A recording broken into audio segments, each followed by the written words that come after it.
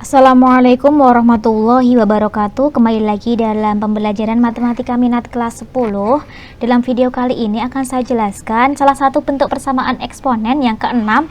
Ini yang terakhir dalam channel saya. Adapun bentuk umumnya adalah jika ada A kalikan ini adalah A, B, C, di sini adalah sebuah konstanta.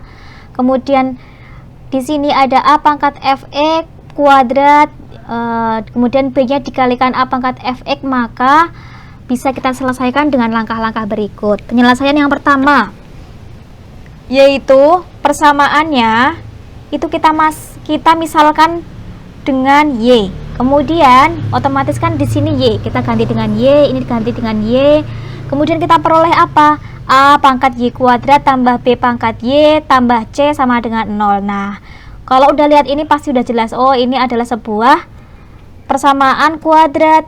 Kemudian bisa kita hitung dengan rumus ABC, bisa kita hitung dengan difaktorkan. Dengan begitu kita dapat memperoleh Y-nya berapa, Y sama dengan berapa nanti kemudian gitu. Kemudian hasilnya Y sama dengan berapa itu kembalikan ke permisalannya, yaitu Y sama dengan A pangkat Fx.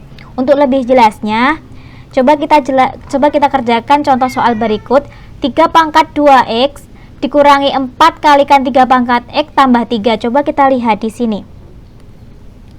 Di sini belum sama, kan harusnya sama, harusnya ada kuadratnya. Ini masih bentuknya seperti ini. 3 pangkat x, ini 3 pangkat 2x, ini pangkatnya udah beda. Kemudian pangkatnya beda, kemudian di sini nggak ada kuadratnya. Tapi kita harus ingat kalau ada 5 pangkat 2 kemudian dikalikan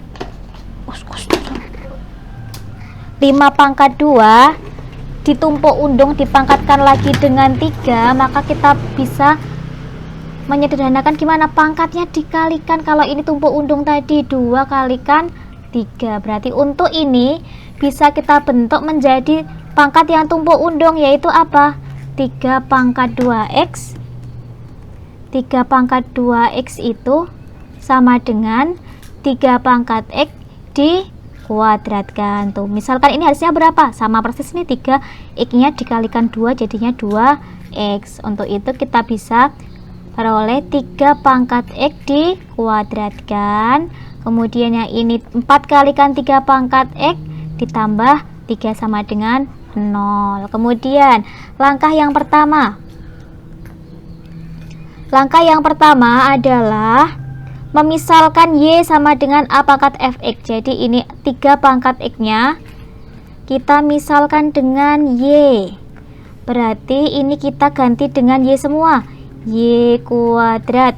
Ini negatif 4, ini diganti dengan Y, ini diganti Y, ini diganti dengan Y kuadrat. Ini berarti Y kuadrat dikurangi 4Y ditambah 3 sama dengan berapa? 0.